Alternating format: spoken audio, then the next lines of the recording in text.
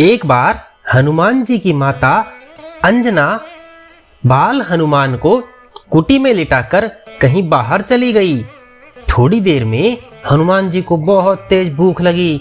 इतने में आकाश में सूर्य भगवान उगते हुए दिखाई दिए। उन्होंने समझा यह लाल लाल कोई सुंदर मीठा फल है।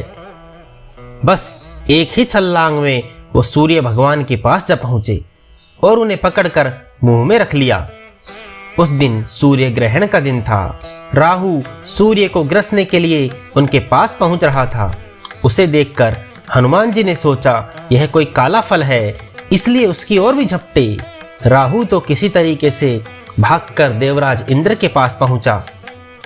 उसने कांपते हुए देवराज इंद्र से कहा, भगवान, आज आपने यह कौन सा दूसरा राहु सूर्य को ग्रसने के लिए भेज दिया है? यदि मैं आज भागा ना होता जान बचाकर तो मुझे भी खा गया होता। राहु की बातें सुनकर भगवान इंद्र को बड़ा आश्चर्य हुआ। वह अपने सफेद ऐरावत हाथी पर सवार होकर हाथ में वज्र लेकर बाहर निकले। उन्होंने देखा एक बालक सूर्य को मुंह में दबाए आकाश में खेल रहा है।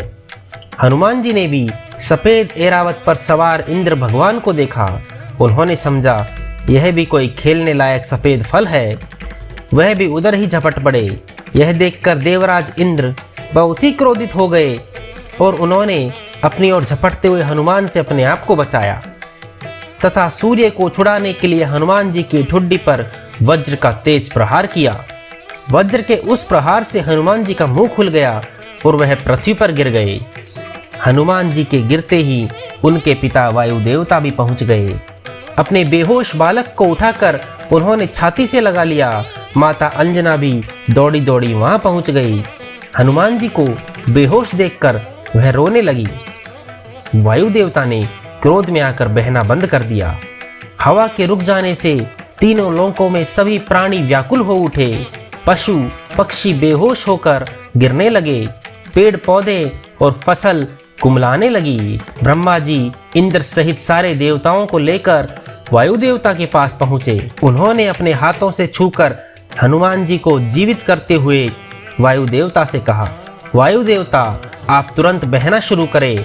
वायु के बिना हम सब लोगों के प्राण संकट में पड़ गए हैं। यदि आपने बहने में जरा भी देर की तो तीनों लोकों के प्राणी मुंह में चले जाएंगे। आपके इस बालक को आज सभी देवताओं की ओर से वरदान प्राप्त होगा। ब्रह्मा जी की बात सुनकर सभी देवताओं ने कहा, आज से इस बालक पर किसी भी प्रकार के अस्त्र शस्त्र का कोई प्रभाव नहीं होगा। इंद्रदेव ने कहा, मेरे वज्र का प्रभाव भी अब इस बालक पर नहीं होगा।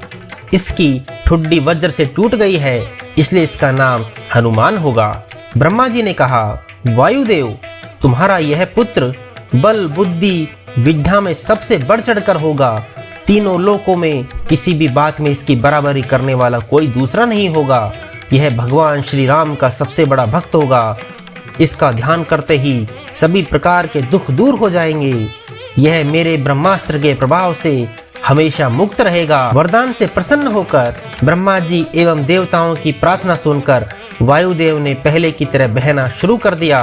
तीनों लोकों के प्राणी प्रसन्न हो उठे। तो कैसी लगी आपको ये हनुमान जी की सूर्य को निगलने वाली बाल कथा? अगर आपको पसंद आई हो तो चैनल को जरूर सब्सक्राइब करना और वीडियो को लाइक करना।